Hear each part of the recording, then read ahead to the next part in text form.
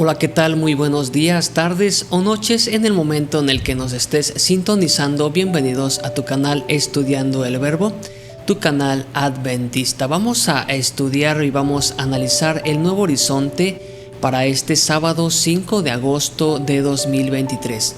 Nos habla acerca de discipulado y el título es Hacer discípulos, una misión ontológica. ¿Qué quiere decir ontológica? Bueno, vamos a descubrirlo.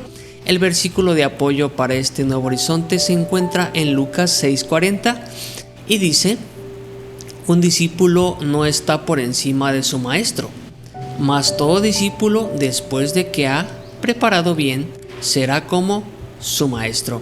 Y hay un dicho popular, secular, que dice: el discípulo tiene que superar a su maestro. Pero bueno, nosotros sabemos que jamás podremos superar a nuestro Señor Jesucristo, ¿verdad? Pero sí lo podemos igualar, según dice aquí la palabra de Dios. Vamos a darle lectura ya sin más premura, no sin antes suplicarte que nos puedas apoyar a través de un like y suscribiéndote para que puedas apoyar este ministerio y podamos continuar ofreciéndote este material. Bueno, dice así: ¿te has preguntado alguna vez qué significa hacer discípulos? ¿Qué significa hacer discípulos? No miembros de iglesia, hermanos, no blancos, sino discípulos. Recuerda la frase adventista muy conocida: discípulos haciendo discípulos. Y esos otros discípulos haciendo más discípulos y así sucesivamente. Bueno, en Mateo 28:19 Jesús ordena a sus discípulos que vayan y hagan discípulos de todas las naciones. A menudo al analizar este pasaje, la atención se centra en la actividad de esta misión, hacer discípulos.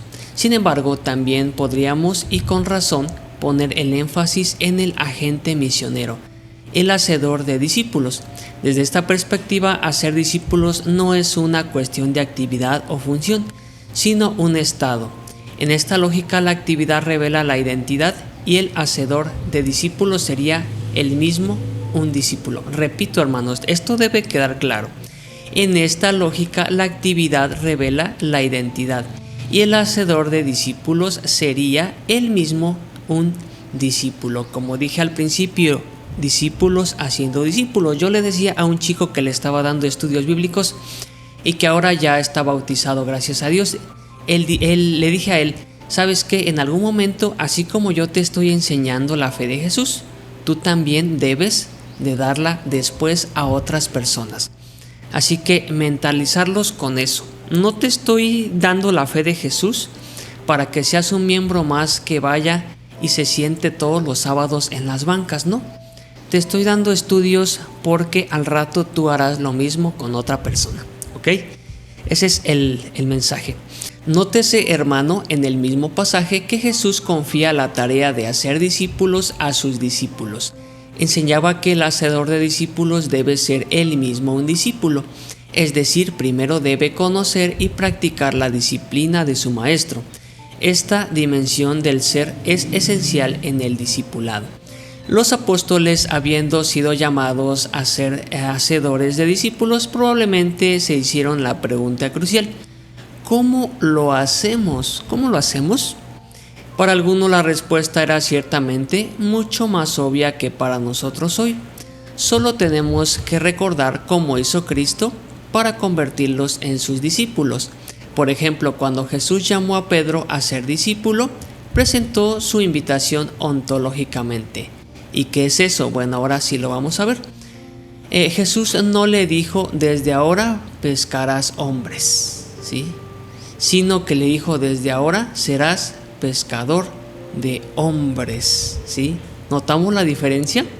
En la primera propuesta el énfasis está en la actividad, pescar hombres, pero en la invitación de Cristo a Pedro el énfasis está en el agente, el pescador de hombres. ¿Entiendes? Además, en el sermón de la montaña, presentando la correlación entre el maestro y el discípulo, Jesús vuelve a subrayar la dimensión ontológica del discipulado. En Lucas 6:40 dice, y ahora sí sabiendo que es ontológicamente según el ejemplo, ¿sí?